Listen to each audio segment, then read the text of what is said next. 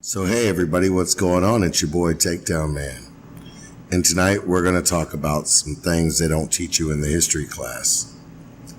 This one's called buck breaking. The process of breaking the buck involves one of the most heinous and atrocious acts known to man. A slave who was defiant and may stir up trouble was beaten with a whip until bloody in front of his entire slave congregation. The slave owner, afraid of an uprising, would cut down a tree, and with the top and the help of the overseer, would then beat the defiant buck into submission. Once the slave was worn down, the master had the other slaves force that slave over a tree stump, where they were then laid naked and exposed.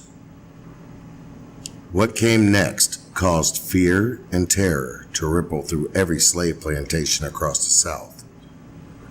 The master would explain to all the other slaves that if they did not follow strict orders and comply with the whims of the overseers and the masters, this too would be their fate. The master would then remove his clothing and proceed to sodomize the slave in front of his wife, family, friends, and children. He would then invite his friends from other plantations to join in the raping festivals. In order for this plan to take effect, he would require the slaves' children to watch, front row center, so they too could witness their parents' sexual demise and humiliation. Buck breaking was the slave's master's very effective tool to keep all slaves from ever being defiant and taking revenge. It also frightened the mothers and wives from ever giving consent to an uprising.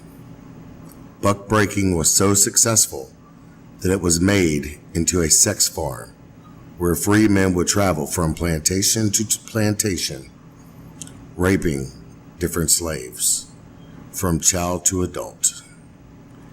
In popular urban songs, you will even hear the term buck nigga used against another person to demean them, such as calling them weak or gay. This is where this term came from. So does this still exist today? Indeed it does. It is, however, no longer just a slave issue. It's in our prison systems. When people get out of line, prison rape or bucking is an effective way of making sure one is, demeaned in a way to where they will no longer be respected. This is done by guards and inmates as a way of showing dominance, and no one is immune. If you Google prison rape statistics, you will see a horrible number still out there, and even events to where it has been shown the guards have allowed it to happen to unruly inmates and would even sometimes participate. So I ask this question: have we really changed, even after all this time? I also wonder why this isn't discussed more. Is it because people just don't care? Or is it because of some kind of cover-up started many years ago to maybe hide homosexual tendencies or deviant tendencies? This truly looks like history to me, even if it is untold, hidden history.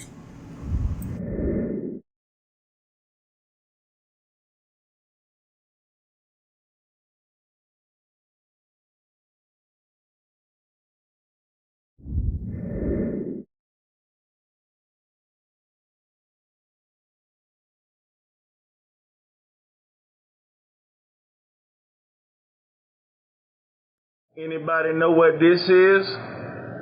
Look like a normal barrel, right? That's called a laughing barrel. See, back in slavery, y'all, slaves weren't allowed to laugh in public. So if you felt yourself happen to laugh, you had to hold that laughter in and find you one of these and run over there real quick and stick your head inside of it and get your laughter out. No bullshit, read. slave laughing barrel photo. This is a slave laughing barrel. Let me show you another one. Look.